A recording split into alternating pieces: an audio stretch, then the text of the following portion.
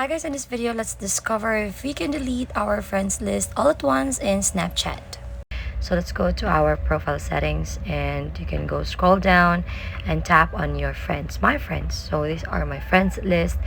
Now in this page, even if you tap the three dots on the upper right and see your recent or your added friends, there's no way for you to delete all of them at once, but you can remove your friends one by one by just tapping their names and tap remove friend and tap remove once more.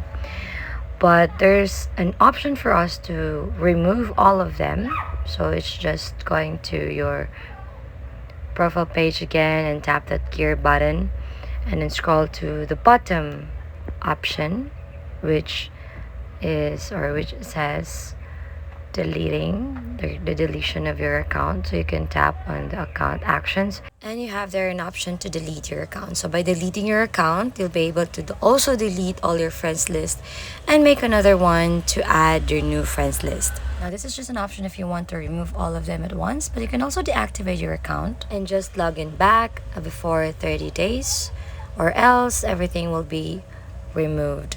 So that's it. If you find this helpful, don't forget to give it a like and subscribe.